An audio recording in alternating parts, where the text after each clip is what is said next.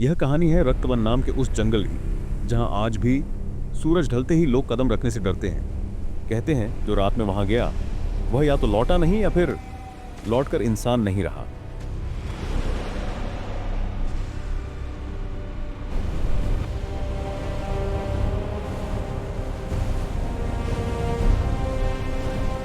रक्तवन के पास बसे राज्य सिंहगढ़ का राजा था राजा अमरसेन।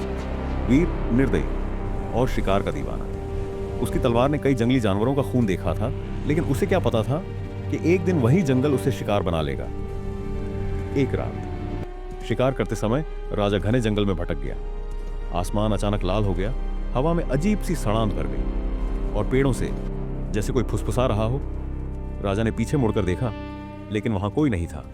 फिर भी उसे ऐसा लग रहा था जैसे कोई उसे देख रहा है। धुंध के बीच राजा को एक जर्जर सी झोपड़ी दिखाई दी। अंदर एक अंधी बूढ़ी औरत बैठी थी और उसके पास खड़ी थी एक बेहद सुंदर युवती। उसकी सुंदरता असामान्य थी और उसकी आंखें अजीब तरह से चमक रही थी। राजा उस लड़की पर मोहित हो गया। महल लौटकर उसने मंत्री की बेटी से तय शादी तोड़ दी और उसी जंगल की लड़की से विवाह कर लिया। सिंहगढ़ में यह शादी नहीं बल्कि एक अपशकुन थी। अचानक टोन बदलता है। महल में प्रवेश करते ही पहली ही रात अनहोनी शुरू हो गई। दिए एक एक करके बुझने लगे। दीवारों पर खरोंचें उभर आईं और अंधेरे में औरतों की चीखें और फुसफुसाहटें गूंजने लगी। राजा ने तलवार थाम ली, लेकिन रानी बस चुपचाप खड़ी रही और उसकी परछाई उल्टी दिशा में चल रही थी। कुछ महीनों बाद रानी गर्भवती हुई, लेकिन एक रात राजा ने देखा रानी की परछाई दीवार पर सींग और पंजों वाली किसी और ही आकृति में बदल रही थी। राजा के रोंगटे खड़े हो गए। फुसफुसाते हुए महल की दासियां कहने लगी, रानी आईने में दिखाई नहीं देती। अब डर सिर्फ राजा तक सीमित नहीं था, पूरा महल कांप रहा था। ओ बेटा। आखिरकार मंत्री ने एक तांत्रिक को बुलवाया। तांत्रिक ने मंत्र पढ़े, हवन जलाया और जैसे ही उसकी नजर रानी पर पड़ी वह कांप उठा और चीख कर बोला, यह औरत नहीं है, रक्तवन की चुड़ैल है।